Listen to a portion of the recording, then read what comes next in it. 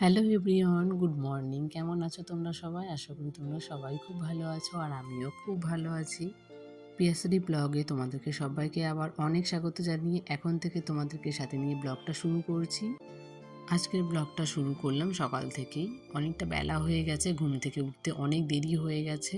ঘুম থেকে উঠে বাসি কাজ কমপ্লিট করে তারপর একেবারে স্নান করে এসেছি, যেহেতু অনেকটা দেরি হয়ে গেছে। আর এখন শীতের বেলা, যদি সকালে স্নানটা না করি তাহলে দুপুরবেলাতে স্নান করতে অনেকটা দেরি হয়ে যায়। আর যেহেতু সকালবেলা একটু দেরি করে ঘুম থেকে উঠি, তো আবার বাসি জামাটা চেঞ্জ করতে করতে প্রায় 8:30 মতো বেজে যায়। তাই বাসি জামাটা চেঞ্জ করার জায়গায় একেবারে স্নান করেই চলে আসি। তারপরে ঘরে এসে পুজোটা দিয়ে দিই, তাহলে কাজটা অনেকটা কমে যায়। তো স্নান করে এসে তারপরে একটু নিজেকে ভালো করে আয়নায় দেখে নিলাম আর নিজেকে একটু রূপচর্চা করে নিলাম। কারণ এখন শীতকাল, গরমকাল হলে কিছু না মাখলেও চলে, কিন্তু শীতকালে আমাদেরকে নিজেকে কিন্তু অনেকটা খেয়াল রাখতে হয়। তাই আমি নিজেকেও একটু পরিপাটিভাবে রাখার চেষ্টা করি, তার সাথে সাথে সংসারটাকেও বেশ গুছিয়ে পরিপাটি রাখার চেষ্টা করি। তার মধ্যে যতটা পারি করে রাখি, কারণ ছোট বাচ্চা নিয়ে কাজ করা সত্যি। পুজো দেওয়া কমপ্লিট হয়ে গেছে, এখন রান্নাঘরে এসেছি, দেখি কি রান্না হয়। আর এখনও মাম্মাম ঘুম থেকে উঠেনি, মাম্মামকে এখন ঘুম থেকে তুলে দেবো। আর দেখি, চাল আর ডালটা ভিজিয়ে রেখেছি, মানে ডাল ভাত এই দুটো তো আপাতত হবে এখন। তারপরে দেখি কি হয়। চালটা আর এখানে ডালটা ভিজিয়ে রেখেছি, তো এই দুটো আপাতত এখন বসিয়ে রাখবো।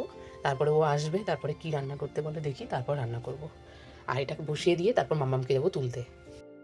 পুজো দেওয়া হয়ে গেছে, তারপর এসে গেছি রান্নাঘরে। রান্নাঘরে ডালটা আর চালটা আমি আগেই ভিজিয়ে রেখেছিলাম, তো ডালটাও এখানে বসিয়ে দিলাম, তার সাথে ভাতটাও বসিয়ে দিয়েছি। তারপর ও যেহেতু এখনও আসেনি, তো ভাবলাম চলো ঘরের কাজগুলোকে কমপ্লিট করে নিই, তারপর আবার রান্নাঘরে আসবো।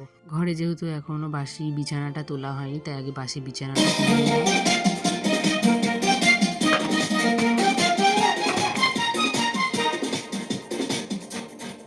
खेले कूदे साथ न छूटे सुख दुख बांटे सच्चे दोस्त है हम और बोले के मेरे थोड़ा सा करे कितनी मौज है सब कुछ कितना लगता है डरा।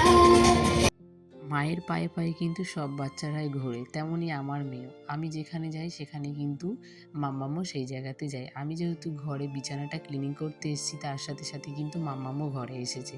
তো এখানে ব্ল্যাঙ্কেটটা বাইরে দেওয়া ছিল রোদে। মাম্মাম যেহেতু এটা সবসময় নিয়ে ঘুমায়, তো একটু ওটা আমি সবসময় একটু রোদে দিয়ে দিয়ে রাখি। তাহলে কি ব্ল্যাঙ্কেটটা একটু গরম থাকে আর ভালোও লাগে, ও যদি একটু ভেজা টেজা থাকে। তো এই জন্য বাইরে দিয়ে রেখেছিলাম। তো এসে দেখছি মাম্মাম খুব ঘরে নাচানাচি করছে আর আমাকে দেখে আবার বাইরে গেছে। তো মাম্মামকে টিভিটা চালিয়ে দিয়েছিলাম, তারপরে মাম্মাম টিভিতে দেখে দেখে নাচছিল।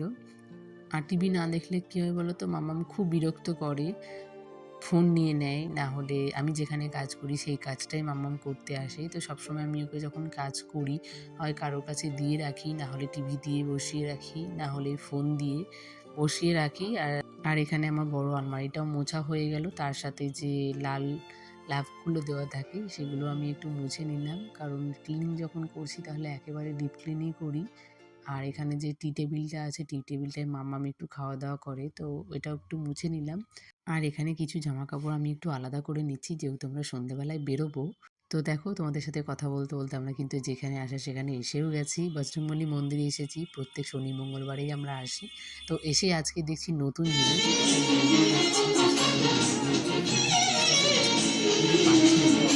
জন্য এসে দুটো বিস্কিট দিয়ে বাইরে নিয়ে গেছে, মানে কাউকে যেতে দিচ্ছি না ওপরে, তাই।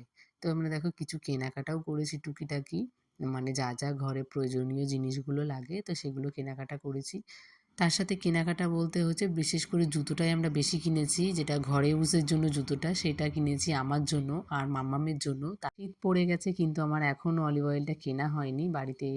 আগের একটা ছিল সেটাই আমি মেখেছিলাম, তো আবার একটা নতুন নিয়ে আসলাম, যেহেতু আগেরটা প্রায় শেষের দিকে, আবার কবে যাবো তার ঠিক নেই, তার আগে আমি একটা এনে রাখলাম।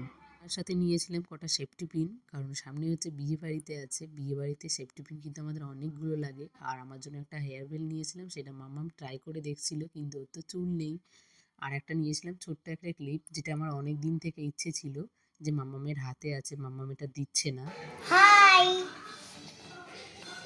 ভালো আছি।